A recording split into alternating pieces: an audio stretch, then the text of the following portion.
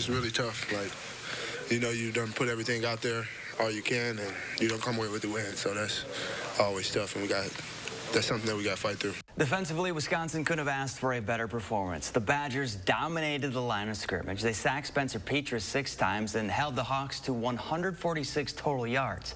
But it didn't translate to a win because the other 2 phases didn't play well. Graham Mertz threw a pick 6, and the punting game set up Iowa with scoring drives of 17 and 18 yards thanks to a block punt and another that was returned for 41 yards. We got to find a way to punch our way out of it. That's the only thing you can do when you're kind of back against the wall after some turnovers or field position with special teams. I have to find a way to execute on offense, and we didn't get that done. But defense played a hell of a game, and if they're gonna play like that, we got to hold up our end of the bargain. That was something that decided the game in the end, because that's what we knew going into this week was going to be just a field position game. Iowa was just another chapter in the same story we've seen this season from Wisconsin. One phase plays well enough to win, but doesn't get the help from the other 2. Yeah, they call it complementary football, and Wisconsin just hasn't been very good at doing that this season. The 2 worries I had going to this game were special teams, because Iowa's always good special teams, and Wisconsin struggled in that area for years.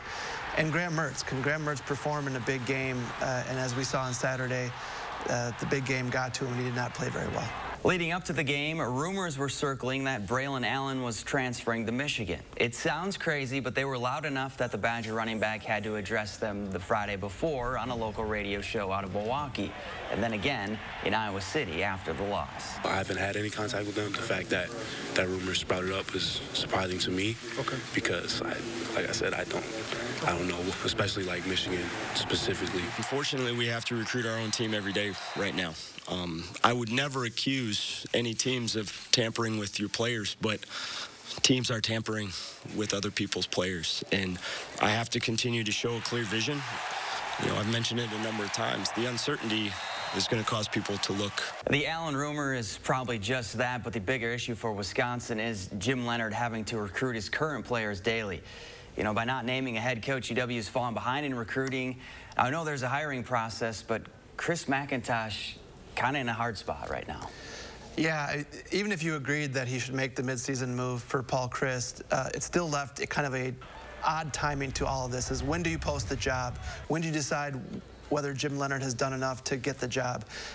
Do you do it after a win? Because if you do it and post the job for 7 days after a win, you could lose the next week and the optics are bad. So what I think is going to happen is at the end of the season he'll post the job and decide then whether Jim Leonhard or someone else is the coach. But until then, it leaves this uncertainty that puts Jim Leonhard and his staff in a really tough spot. It's been an emotional week off the field for this team. Devin Chandler, who played at UW in 2020 and part of 2021 before transferring to Virginia, was one of the 3 UVA football players killed in a campus shooting Sunday night.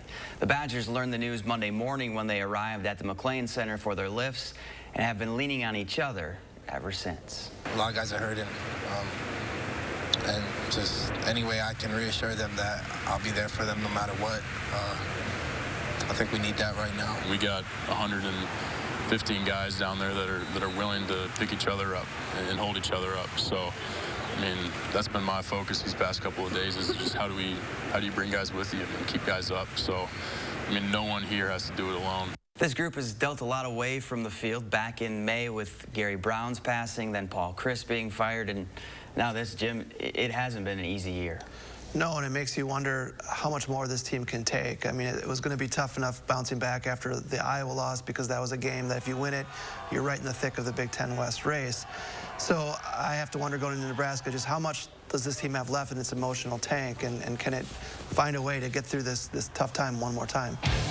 And still to come, there's a trophy on the line in Lincoln, while Wisconsin knows history means nothing when it comes to Saturday.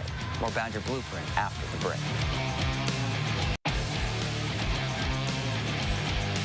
Since Nebraska joined the Big Ten, it's been all Wisconsin in the series. The Badgers are 9-1 in the last 10 meetings, have won 8 straight in the rivalry, and have never lost the Freedom Trophy.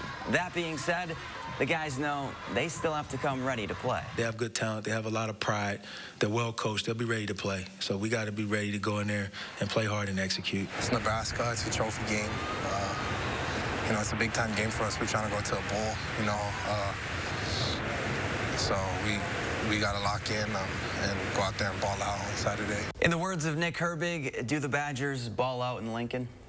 It's a tough one because, as I mentioned, the emotional tank, you never know how much is in it for Wisconsin. But I will say this, the combination of all the history you mentioned with Wisconsin beating Nebraska, uncertainty at quarterback with Casey Thompson not being healthy for the Cornhuskers, I'm going to take Wisconsin 24-13. Yeah, games like these can either go one of two ways, and I think Wisconsin rallies around each other again and finds a way to get a win. And that's it for this week's Badger Blueprint. Thanks for watching.